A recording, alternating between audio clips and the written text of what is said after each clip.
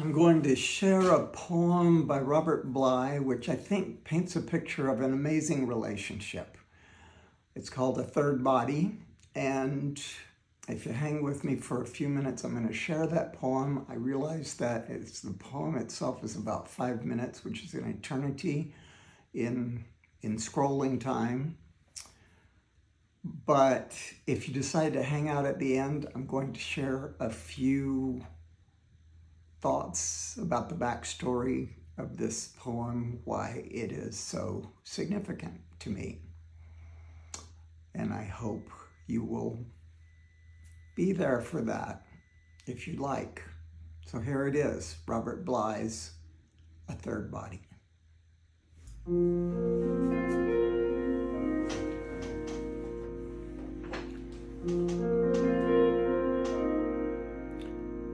A man and a woman sit near each other,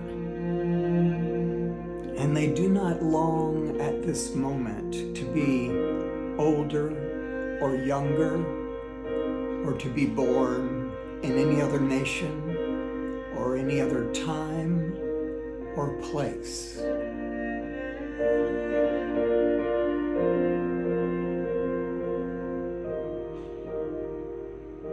They are content to be where they are, talking or not talking. Their breaths together feed someone whom we do not know.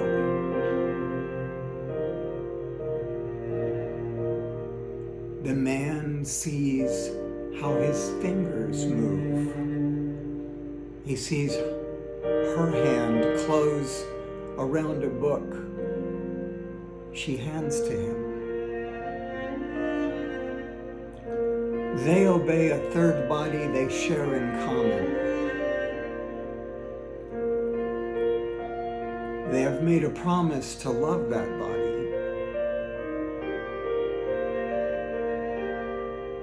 Age may come, parting may come, death will come.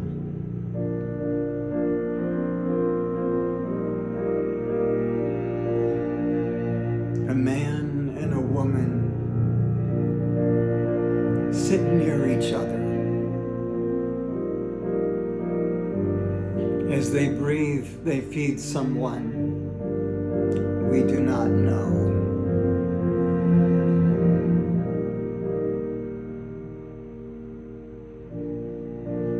Someone we know of,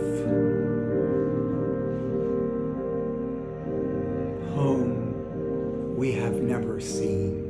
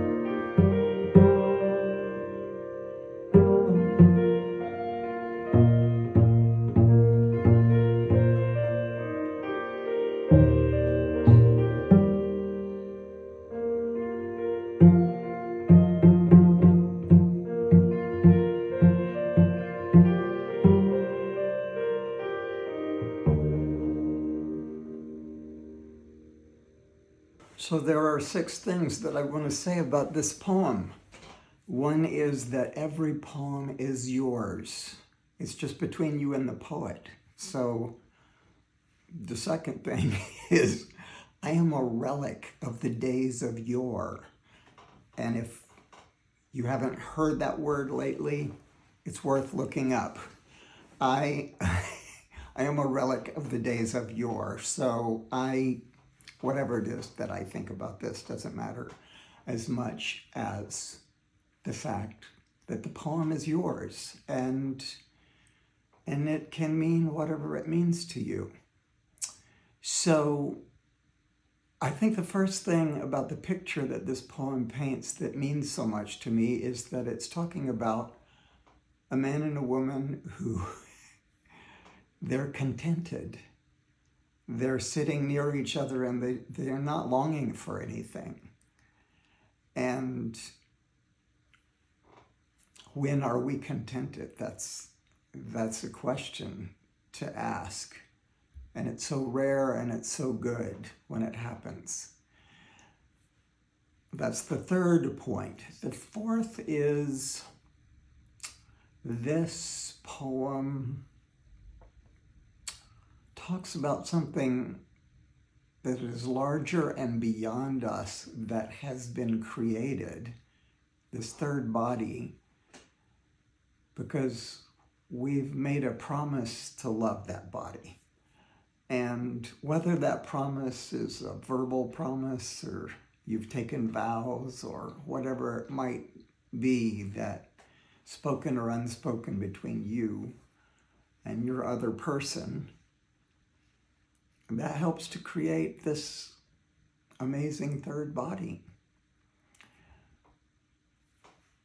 The fifth point is that this poem has sort of followed me around for a large part of my life. I've been aware of this poem for quite a long time, and as someone who has fucked up more than one relationship, I always had the question, as the relationship was falling apart, but what about the third body? And maybe it turns out that that third body can't always just be there forever, or that contentment is really not possible with that person. Fortunately, for the last 10 years, I have had that experience with my beloved Elle. Her name is. She took the name of a letter, L. So the last point is that if you have that feeling of contentment all by yourself, maybe you don't need that person. And that in itself is something to truly celebrate. So thank you, if you've gotten to the end of this, for staying with me for a few minutes.